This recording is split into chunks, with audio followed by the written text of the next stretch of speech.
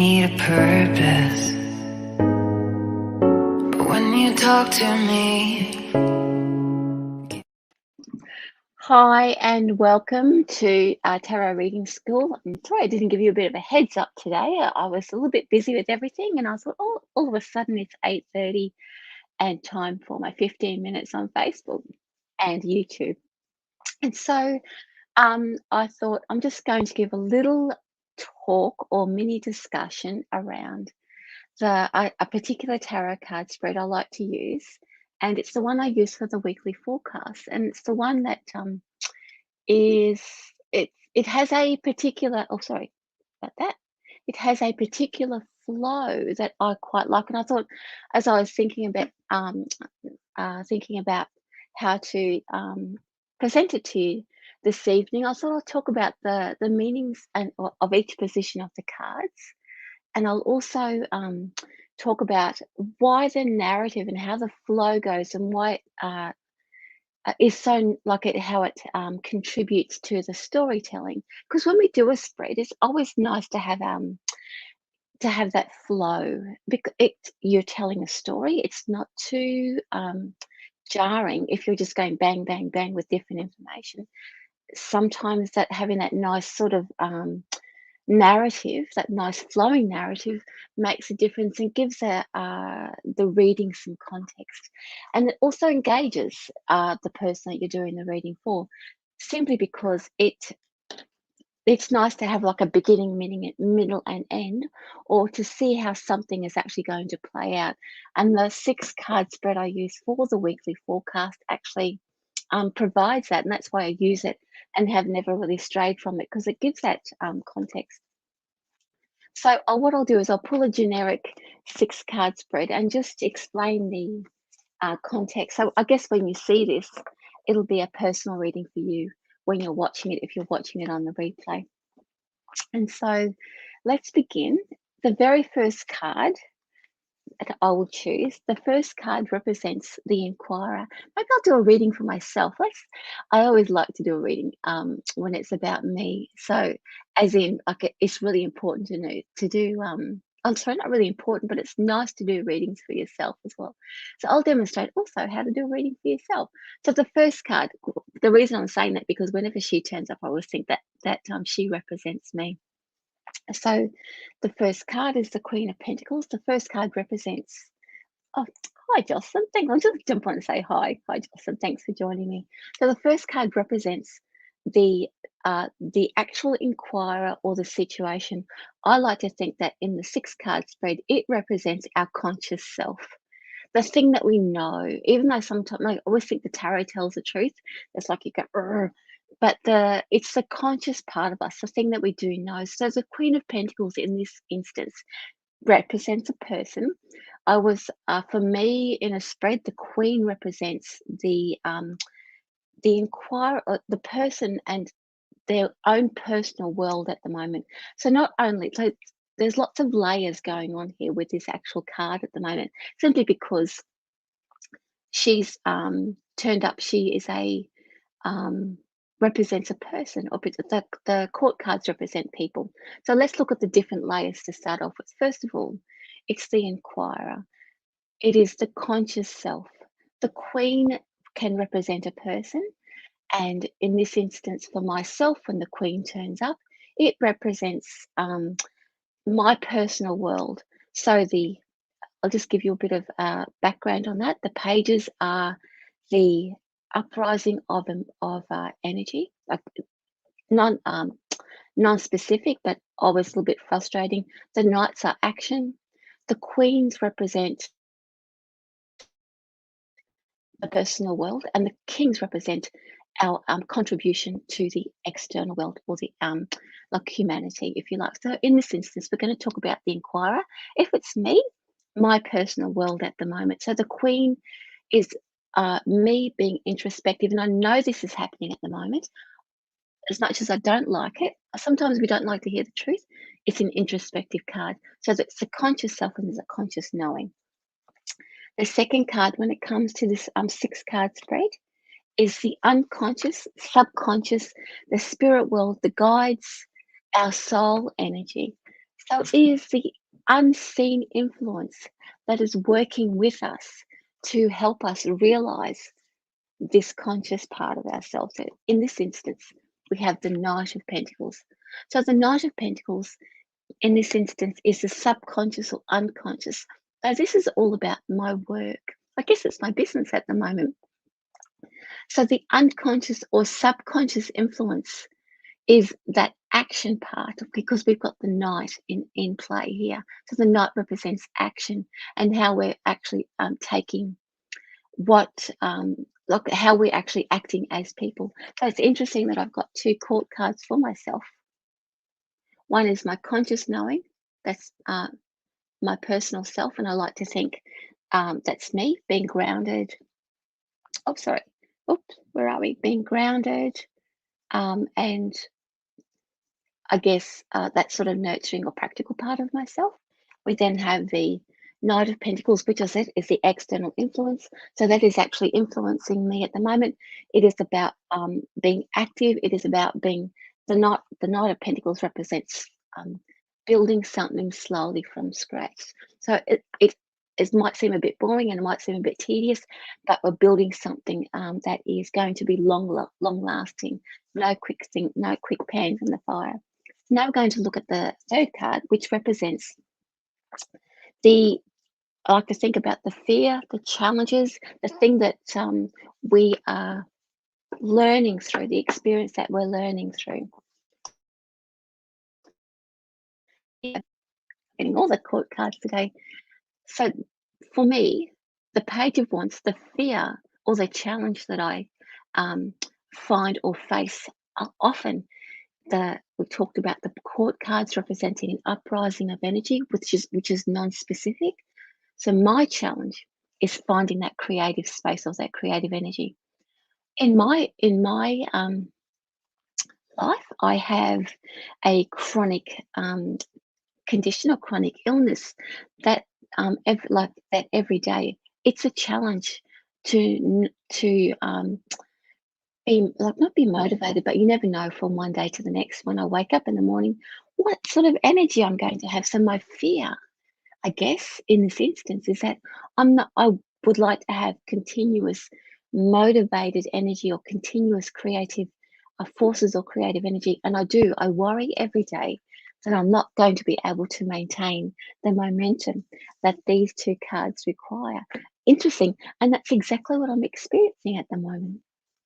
So you can see that like I'm being very vulnerable here, but it's actually what's happening in my life at the moment. The tarot is the truth, and I'm going to continue with that. So I'm giving you a bit of a background to what goes on in my life and around me and the things, and that's why I like coming on and sharing this with you and teaching because that keeps me motivated. It keeps the Page of Wands in play.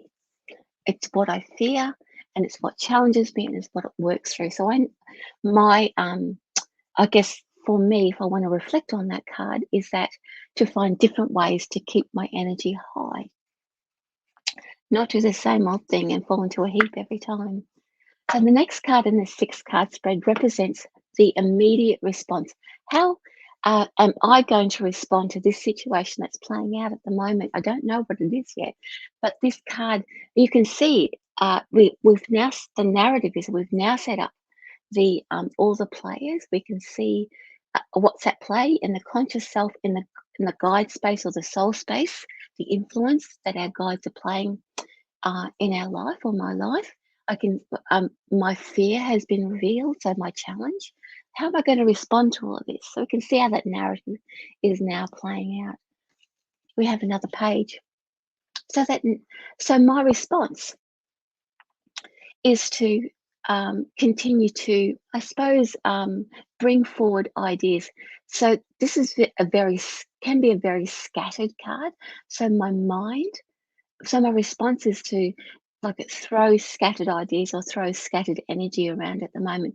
So that means that my response to all of the things that are going on at the moment is not actually like it sounds. I want to say I'm throwing scattered ideas around.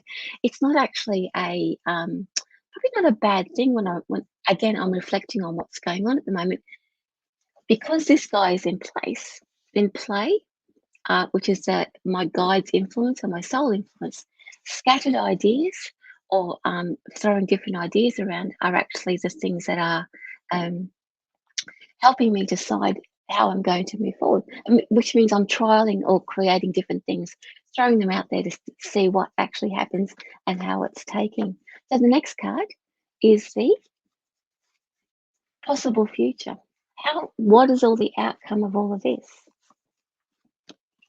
So that this card shows up the magician opening up doors, opening up avenues that I haven't considered before, and deciding. And that's, as I said to you before, that I am throwing ideas around to see which doors I want to actually open up.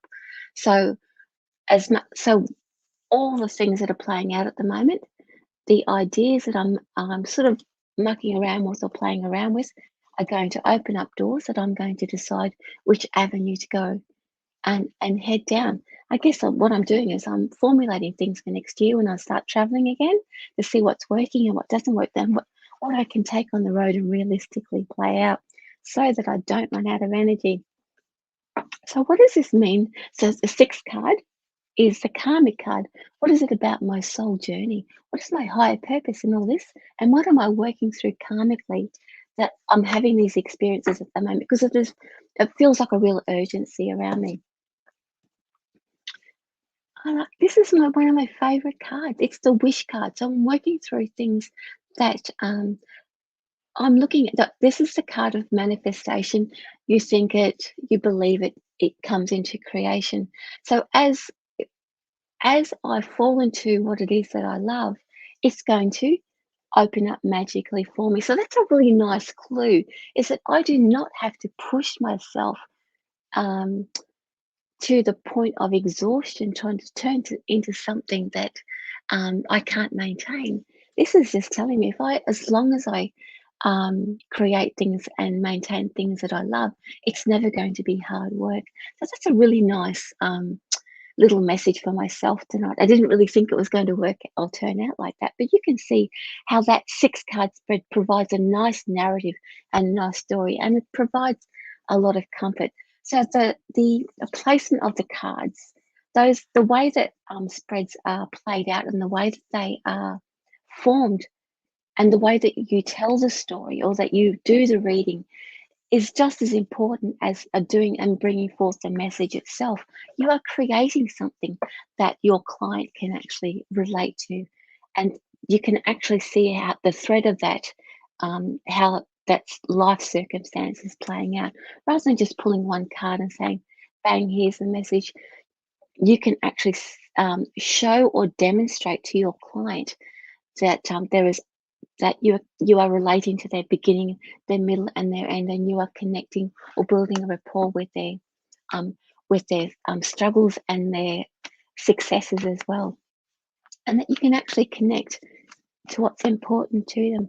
So I'm just going to say hi to everybody. Thanks for joining me. Hi, Carleen, Vina, welcome. Connie, welcome. Shy, hello, and Donna Marie, welcome, welcome. Thanks for joining me tonight. So I'm going to I'll do a one card quick reading for everyone who is here, even if you haven't stuck around. I'll do a really quick one for you, just to say thank you, and then I'll sign off. Tomorrow, as usual, doing soul well-being. So we're looking at um, emotions and how they play out. And I'll do an emotional reading for you all. I will actually post early for that tomorrow night, a little bit in the afternoon, so that you'll know what card we're going to discuss and what emotion we're going to discuss. And I really would enjoy if you joined in the conversation with that. But this is for you, Jocelyn.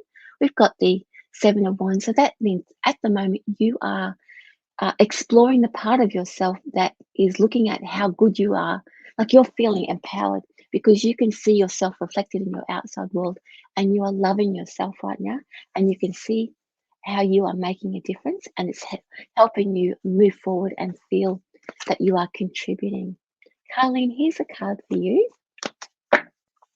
Let's see. We've got the one card. You've got the Five of Wands. This was a big feature last night when I was doing readings.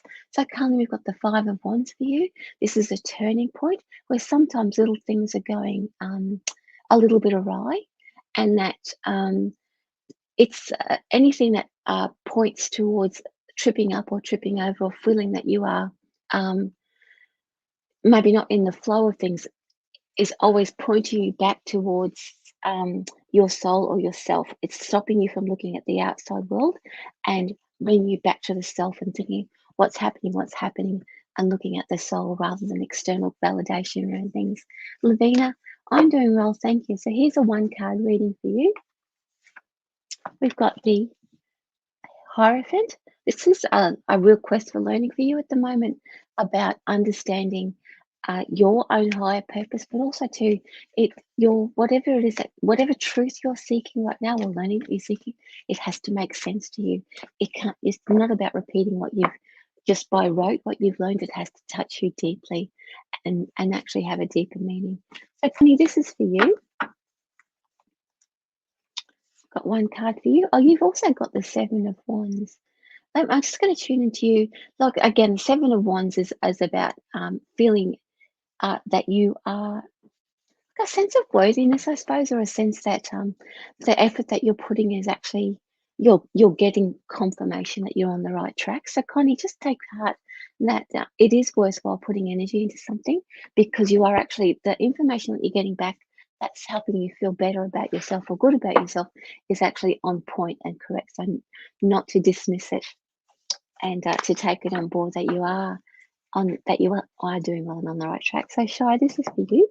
It's about now seeking out things. You've got all the